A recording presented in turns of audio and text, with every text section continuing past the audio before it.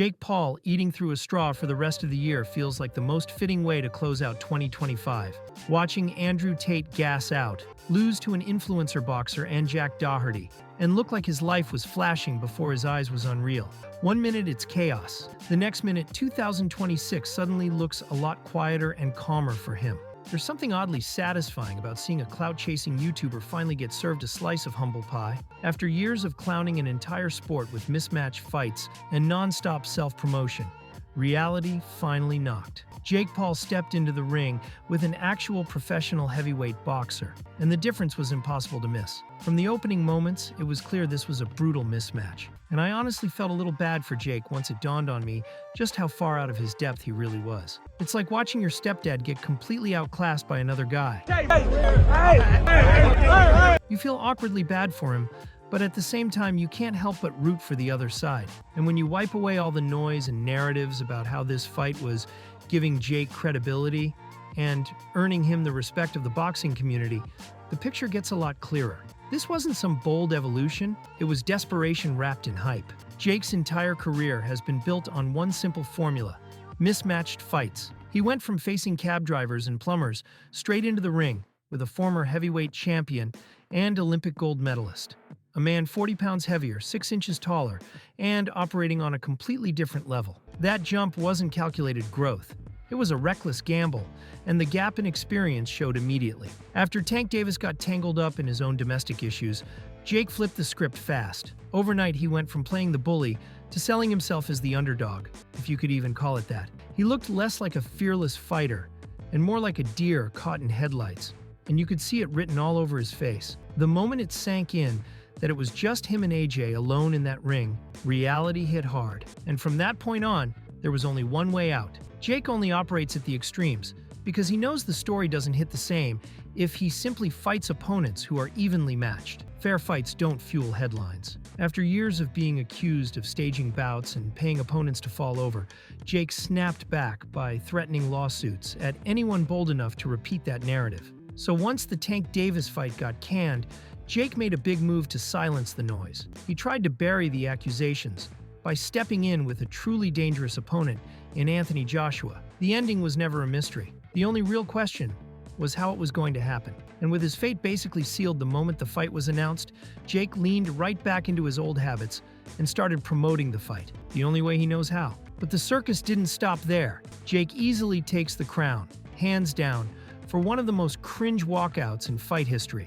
It wasn't intimidating, it wasn't iconic, it was just another reminder that when the pressure's on, he defaults straight back to the clown show.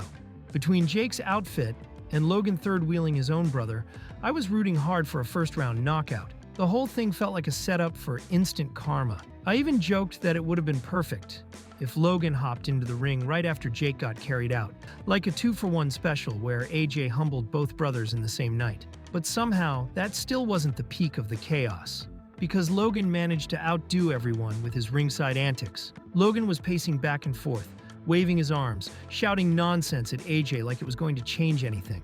He looked desperate, trying to distract a locked-in heavyweight while pretending he was part of the fight. Meanwhile, his wife was sitting there covering her face, already knowing exactly how this story was supposed to end. That contrast alone said everything. I get it. Logan's a pro wrestler and that world is scripted, loud, and planned down to the second, but this is boxing. This isn't a storyline you can shout your way into. There was absolutely zero upside to him trying to taunt AJ while his brother was clearly overwhelmed. He was standing there waving his hands around, yelling absolute trash to AJ, trying to distract him and give his brother the upper hand. Meanwhile, his wife was sitting there covering her face because she knew how this was supposed to end. Good, bro. You the old guy now. That's crazy. Hey, so what are you gonna do? What are you gonna do, bro? You've lost every single one of them. Every single round. This could be a legacy. Jake was scrambling, shooting sloppy attempts, dropping to his knees, and getting scolded by the ref for turning the ring into a circus. So how are you going to mock AJ while your own brother is struggling to even get back to his feet, getting dropped again and again? That wasn't support. That was pure performance. It was loud, awkward, and screaming for attention. And somehow, after all of that, Logan still tried to spin the entire mess as a win for Jake, like we didn't all just watch the same thing unfold in real time. It's safe to say Logan Paul has a very strange relationship with reality. Claiming Jake won even a single round, let alone 3 or 4, is an absolutely wild take. He talks like Jake had everything under control and just randomly gassed out before getting trapped by AJ in the corner. In reality, Jake spent the entire fight moving backward, running from AJ. And once the tank was empty, AJ calmly closed the distance for an easy finish, while Jake stood there, chin high and mouth wide open. And yet, after his brother got sent to another dimension, Logan's clout-chasing instincts immediately kicked in. He rushed straight to center ring, trying to grab the spotlight, only to get brushed aside like a nuisance by AJ and his team. That moment alone summed up the whole night. Misplaced confidence crashing into reality. Meanwhile, their dad, Greg, was hovering nearby trying to get AJ's attention to thank him for showing mercy on his youngest son. And honestly, as strange as that looked, this outcome was probably the best-case scenario for Jake. A lot of people are still shocked that his lights didn't go out after getting rocked in the corner. That toughness is about the only credit I can give him in this entire saga. Anthony Joshua is a professional heavyweight boxer, and it still took him 6 rounds to end the fight. Even then, Jake was able to walk out of the ring on his own. Now imagine if that had been Mike Tyson in his mid-30s. This could have looked very different. Sure, Jake took serious damage for a massive payday, but walking away upright is far from the worst ending he could have had. There's definitely an alternate universe where Jake leaves the arena on a stretcher and wakes up in a hospital bed. And that's what brings up the big question of where Jake even goes from here. For me, this fight does nothing for his credibility.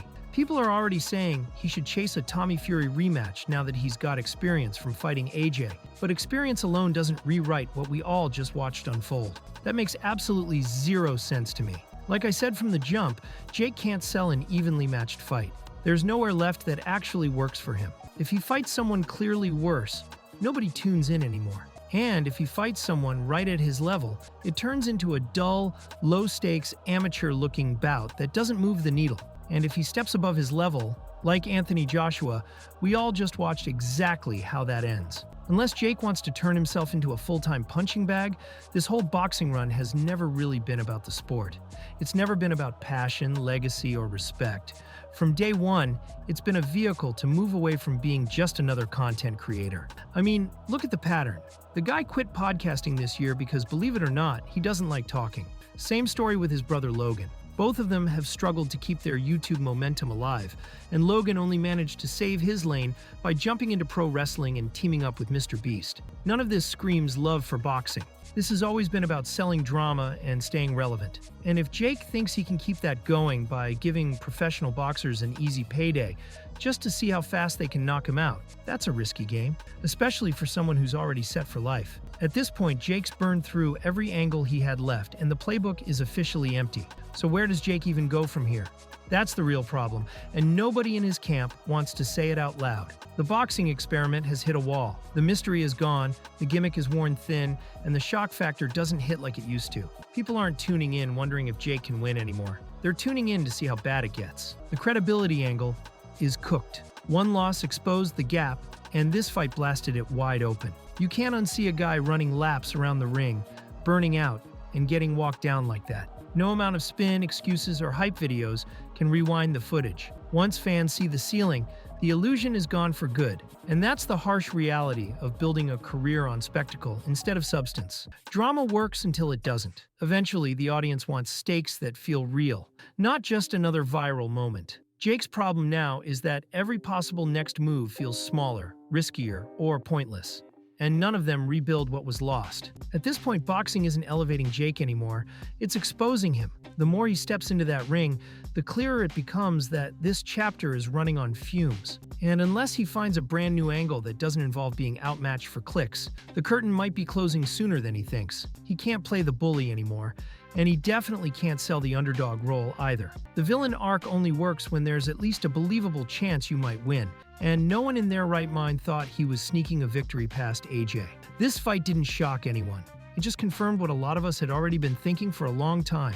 Jake Paul isn't chasing boxing dreams, championships, or respect in the sport. He's chasing relevance, plain and simple.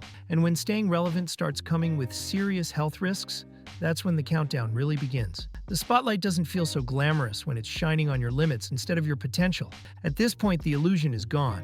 The hype can't hide the reality anymore, and the storyline has officially run out of twists. Whether he admits it or not, this moment marks a turning point, because once people stop believing, the whole act collapses fast. If you made it this far, do me a favor. Hit that like button, subscribe to the channel, drop your thoughts in the comments, and share this video with someone who needs to see it. I want to hear what you think, and I'll catch you in the next one.